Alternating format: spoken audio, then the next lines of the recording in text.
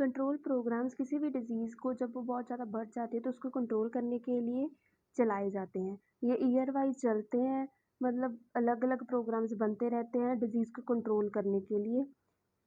Need for malaria management, malaria के management की क्यों ज़रूरत पड़ी, क्यों इसके लिए प्रोग्राम बनाना पड़ा? क्योंकि India has third highest malaria burden था इन द वर्ल्ड। ठीक है, हाईएस्ट है, फर्स्ट नंबर पे है अफ्रीका का और इंडिया का है थर्ड नंबर पे। इसलिए इसको कम करने के लिए, मलेरिया को कम करने के लिए कंट्रोल प्रोग्राम चलाया गया। इसमें काफ़ी सारे प्रोग्राम्स चले।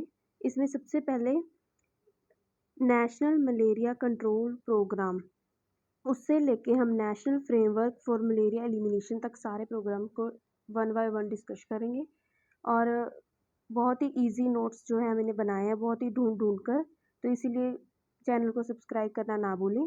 प्रोग्राम्स 1946, जो बोरे कमेटी है रिकमेंडेड किया उसने कंट्रोल करने के लिए मलेरिया को 1946 में।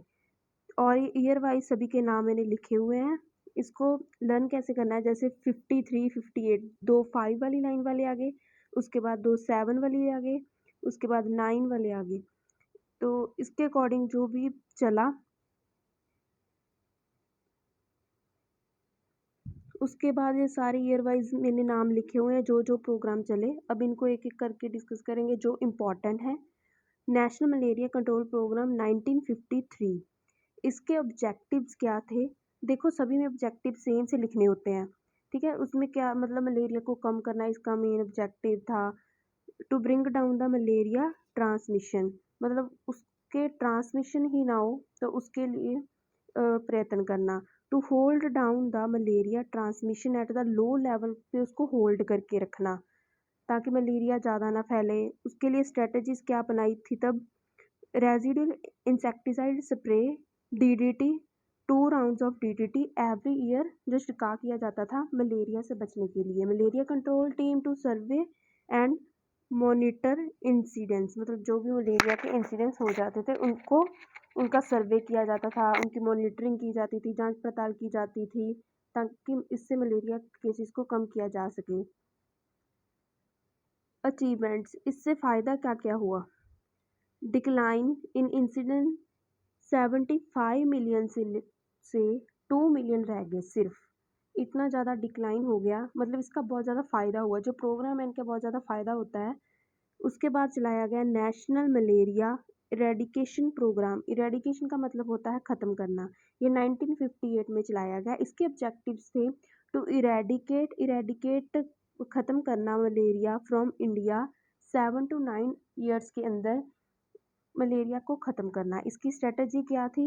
वही स्प्रेइंग करना, ठीक है, और इन्वेस्टिगेशन करना पॉजिटिव केसेस की और उनको उनकी ट्रीटमेंट करना जो भी पॉजिटिव केसेस मलेरिया के थे। अचीवमेंट्स, अचीवमेंट्स इसमें क्या हुई? No death reported due to malaria, lowest ever incidence of malaria, 0.5 million रह गई। जो क्या थे पहले 2 मिलियन, उससे पहले 75, अब कितने रह गए 0.1 मिलियन 1965 में। अर्बन मलेरिया स्कीम 1971, अब इसके ऑब्जेक्टिव्स क्या थे? To overcome the increasing incidence of malaria in urban area, ये अर्बन एरिया के लिए चलाएगी। Reduction in transmission and morbidity, इसकी स्ट्रेटजीज क्या थी? इसमें दो स्ट्रेटजीज आती हैं, parasite control and vector control. Parasite control में मतलब क्लिनिक इस्टेब्लिश किए, ट्रीटमेंट किया जाएगा हॉस्पिटल्स में, डिस्पेंसरीज में, ये सब आता है। वेक्टर कंट्रोल, वेक्टर कंट्रोल में मतलब जो उसका वेक्टर है जिससे वो डिजीज़ हो रही है, मॉस्किटो है, उसके सोर्स को ही रिडक्शन कर देना। इसके लिए लार्विवोरस फिश, यूज़ ऑफ लार्विसाइड्स, ताकि जब उसका लार्वा ही ख़त्म हो जाएगा तो मॉस्किटो आगे डिजीज़ फैला ही नहीं सकेगा। उसके बाद है modified plan of operation 1977, reoccurrence हो गया मलेरिया का आउटब्रेक फिर से due to technical administrative causes, मतलब कई कारणों से क्या हुआ, मलेरिया फिर से आ गया। फिर उसको कंट्रोल करने के लिए उसके ऑब्जेक्टिव्स क्या थे? To prevent the mortality and morbidity. Mortality क्या होता है? डिजीज़ को कहते हैं। मोर्टिलिटी डेथ को कहते हैं, डेथ रेट को। मॉर्बिडिटी डिजीज़ रेट को कहते हैं। To maintain the agriculture and industrial areas पे वर्क किया गया ताकि वहाँ पे मलेरिया ना फैले। National anti malarial programme 1999 to reduce the malaria morbidity and mortality by the 50% ये चलाया गया। उसके बाद 2002 में it includes the major vector borne disease, इसमें से थी मलेरिया, फिलेरिया, कालाजार, डेंगू। इन सब डिजीज़ को कंट्रोल करने के लिए जो स्ट्रेटजीज चलाएगी, मतलब अर्ली डायग्नोज एंड ट्रीटमेंट, मतलब जल्दी डायग्नोज कर लेंगे फिर जल्दी ट्रीटमेंट हो जाएगा तो अपने आप केसेस कम हो जाएंगे, डेथ कम हो जाएगी। इंटीग्रेटेड वेक्टर कंट्रोल के जैसे नेट से स्प्रेज वगैरह, स्पोर्टिव इंटरवेंशन पार्टिसिपेशन जैसे ट्रेनिंग, कम्युनिटी की पार्टिसिपेशन बहुत ज़रूरी है। उसके बाद आता है national framework for malaria elimination 2016। इसका गोल क्या था? To eliminate the malaria throughout the entire country by 2030 तक पूरा ख़त्म कर दिया जाए, ये इसका गोल है। कंट्रोल, इसके कंट्रोल के अंदर प्री एलिमिनेशन प्रिवेंशन ऑफ री इंट्रोडक्शन, मतलब दोबारा से मलेरिया ना आए इसका भी बहुत ध्यान रखना, उसको पहले ही हटा देना, इन सब चीज़ों का इसमें ध्यान रखा जाता है।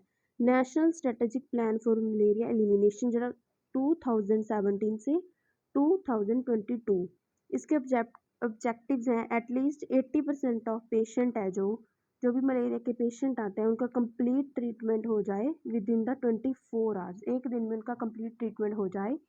Components to ensure 100% parasitological diagnosis, मतलब डायग्नोस अच्छे से हो, कंप्लीट ट्रीटमेंट हो, टेस्ट अच्छे से, ट्रीट, ट्रैकिंग करना, डिटेक्ट करना, notify, investigation, classify, respond to all cases.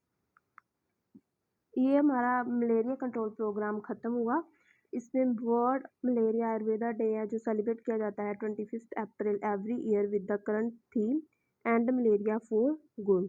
जो एंटी मलेरियल मंथ है is observed in the month of June, मतलब जो बारिश से पहले, मानसून से पहले जो होता है, prior to the onset of monsoon and transmission season, उससे पहले का जो मंथ है वो ऑब्जर्व किया जाता है एंटी मलेरियल मंथ।